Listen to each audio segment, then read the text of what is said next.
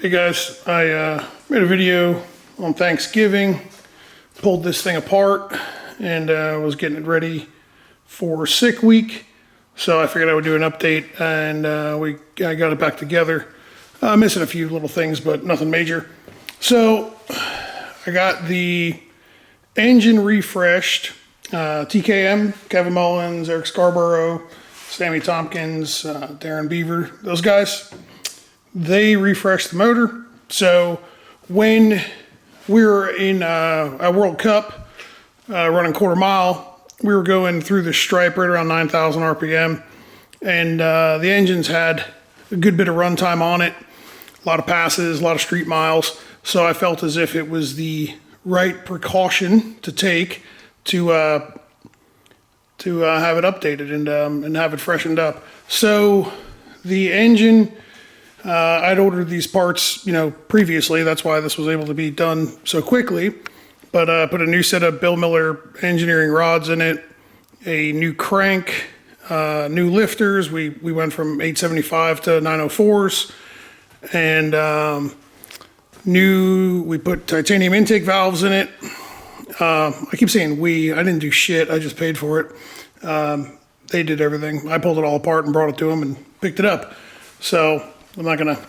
Don't think I'm an engine builder, because I'm not. What else was done? So head gaskets, rings, bearings, all that kind of stuff. Also, they found 5 of the intake valves were bent, leaking a little bit. So had new tie valves from Rev Valves. Those guys were awesome down there. They got me new titanium intake valves, custom made, in a week. So that was pretty awesome. So again, I made that video on Thanksgiving, and it is January 2nd. I actually picked the engine up before Christmas. I just was kind of swamped with, mail order harnesses and customer cars and whatnot. So it took me a little bit of time to actually be able to put it in the car. So anyway, if you didn't watch the other video, this is a 400-inch small block Ford Lord's engine, Blue Thunder heads. It's an old K351 aluminum block. So it's kind of hard to see down there. Well, there's Blue Thunder heads, but there it is, aluminum block. What else did we change? We changed.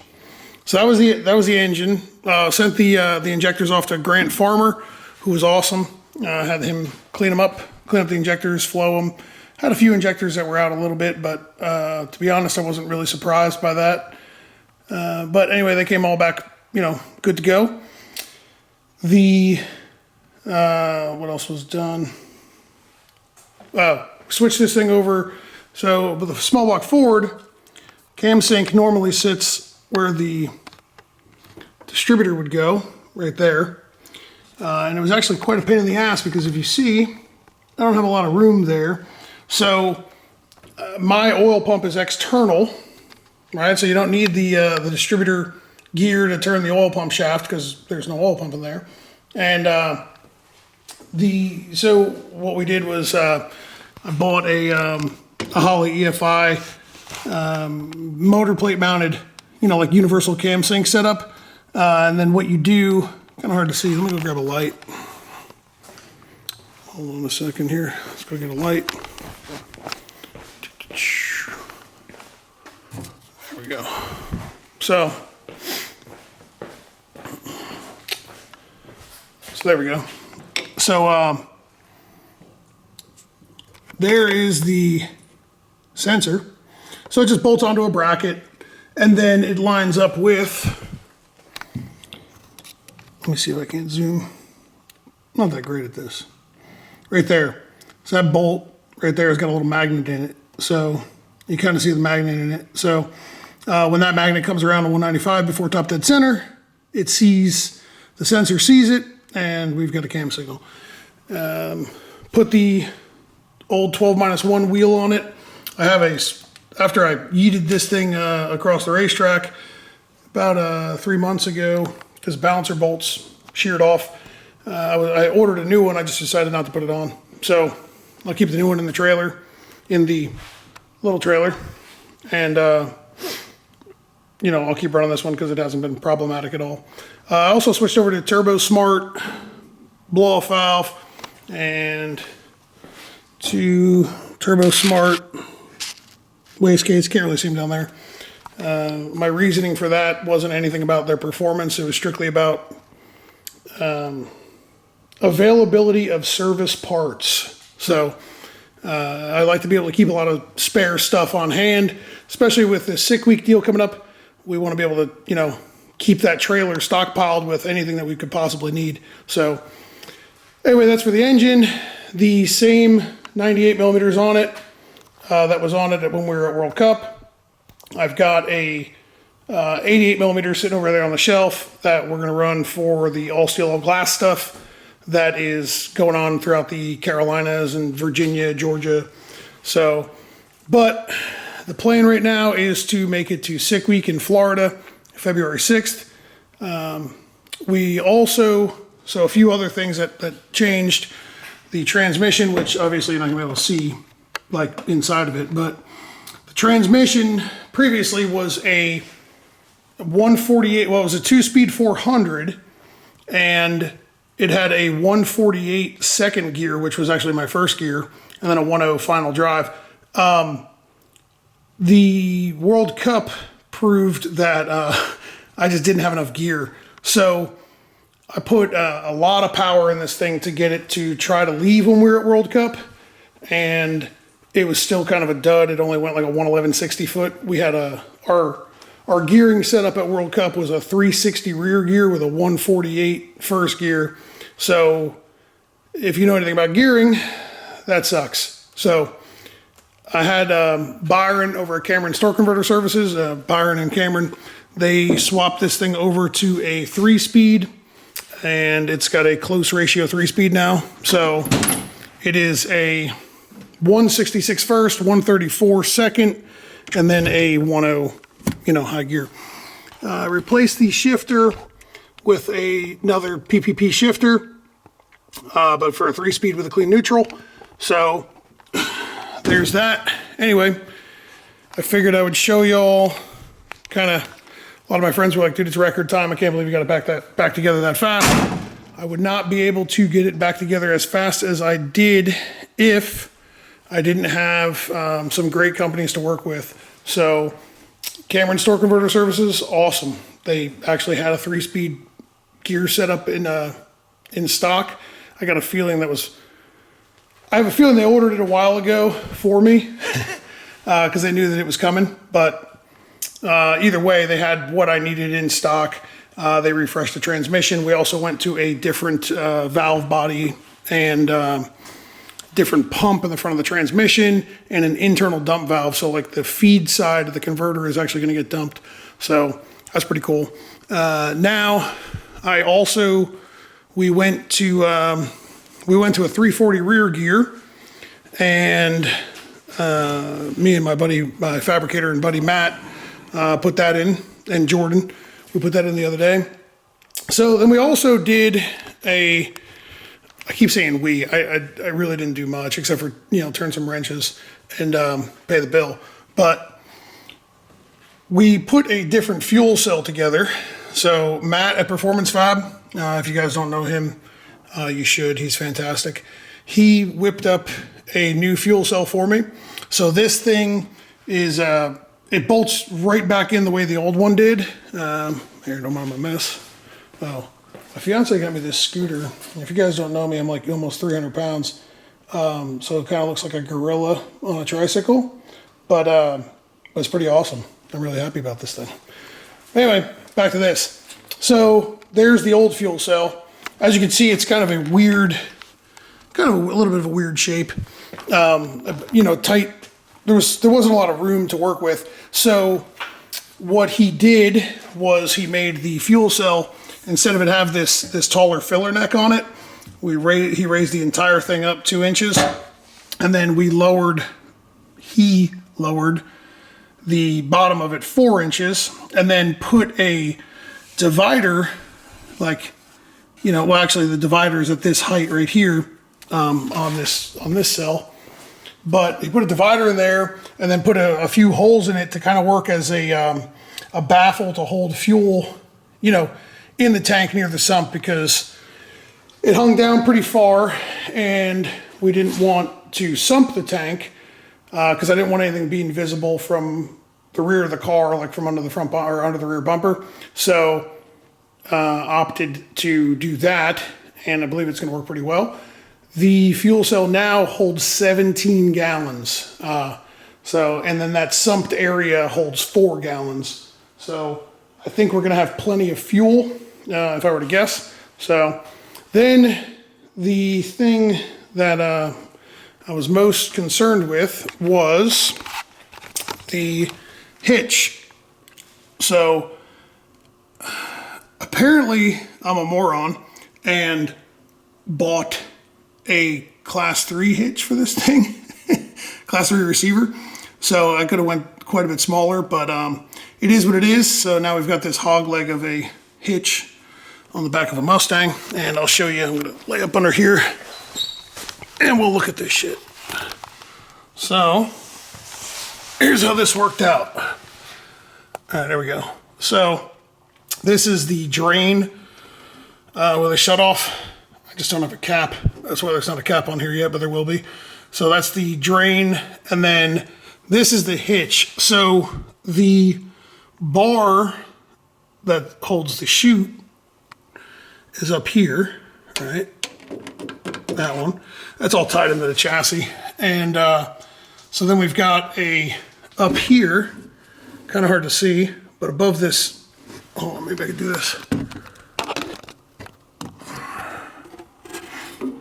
There we go. So you see where that bolt is? That bolt is what holds the actual chute tether on. And then what he did was he took the hitch and spaced it down a little bit, the proper amount, and welded this to this to this to this, braced it here to here to this bar. This thing's pretty heavy duty, so I don't think we're gonna have a problem here. And it all fits. So he also had to put a cutout in the cell for where my fuel pump drive cable goes. So there's the fuel pump, and it comes through here. So we needed a little bit of room over here, and we didn't want to have to redo that fuel pump cable or anything like that. So the fuel pump cable's actually got a mount that's kind of integrated here and then bolts up to where the fuel filter is. So I didn't want to have to redo all that. So Matt came up with the idea of notching this area and then, leaving the clearance there for it. So, and kind of tough to see, but the fuel cell is not the lowest point of the car. So that was a big concern of mine. And the hitch is actually the lowest, well, the back bumper is, but the hitch is the lowest point in the car. So, and last but not least, put a new carbon fiber drive shaft in the car. So I have the old carbon drive shaft in the, over there in the trailer, but wanted to put a new shaft in it.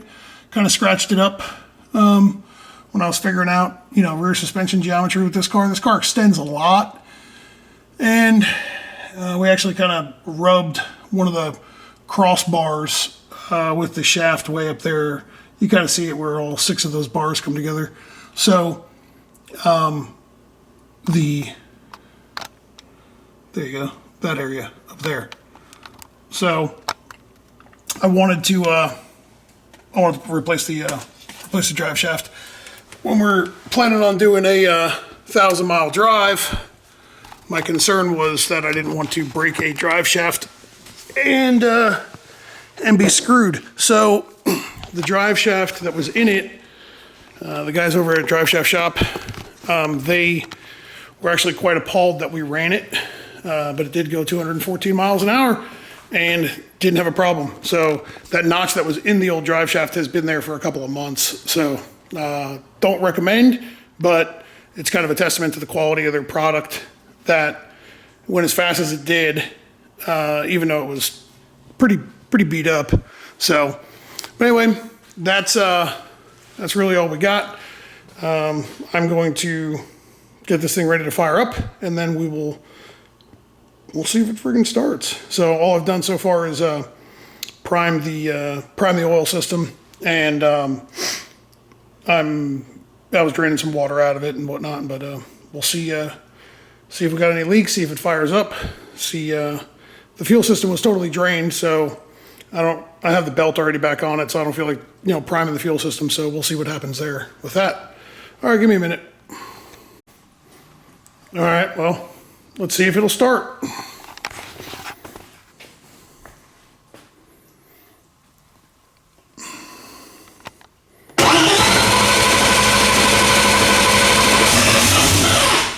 Ooh, it's probably gonna fire here.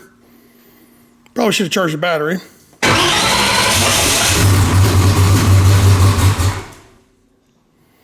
And prime the fuel system.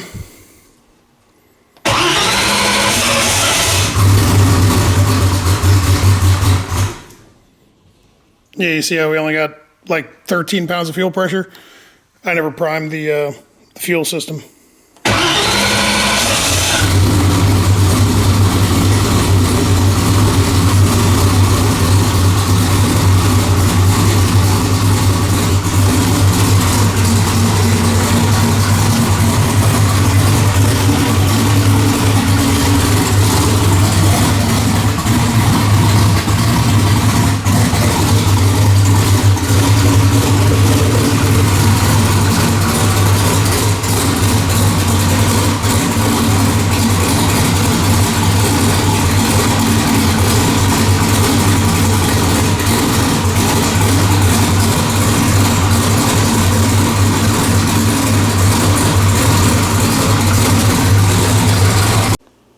All right, so it runs. I was surprised that it actually started as quick as it did, considering the fuel system was completely drained.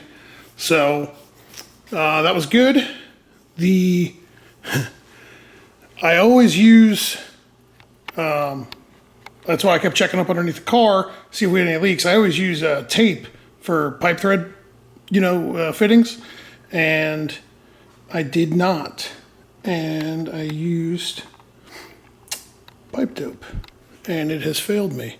So we do have a leak. I'm gonna have to fix that, but anyway, I let it run to about 150-ish degrees. It didn't really want to get up over that.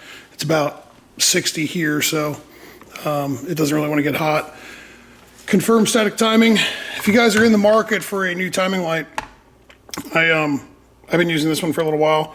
And in place of my El Cheapo that I got from AutoZone. The thing that's nice about this, and the reason I got this a while ago, is because it's self-powered, so all you got to do is clamp it onto a spark plug wire, and you're done. You don't have to go find a power and ground source. So it makes life a little bit easier. Figured I'd throw that out there for you. If you want one, they are, there you go, part number 8991. So yeah, anyway, got a few things left to button up. We're probably going to add some rear air shocks to this thing for towing. I'll make a video on that if that's what we end up doing, but hopefully this coming weekend I'll have everything else that I need to be able to hook the trailer up, and I'll have some of the trailer outfitted. And then we'll go out and start testing some drivability. I'm gonna make a separate video on this guy, but and what's inside of this. So just a real quick thing is, it's a Sundowner aluminum 4x6. I'm gonna have it wrapped, and because it's black, it's gotta be white. But I'm gonna do another little video on this thing, so it's pretty sweet. Anyway, that's all I got for you. If y'all like these types of videos, let me know, and I'll do more of them. I'll do them on, customer cars that allow me to, and my personal car. We'll do some race recaps. We'll do, a bunch of drive along stuff. If this is the type of stuff y'all want to see, besides me just talking into a computer and telling you how to do something. So, all right, see you.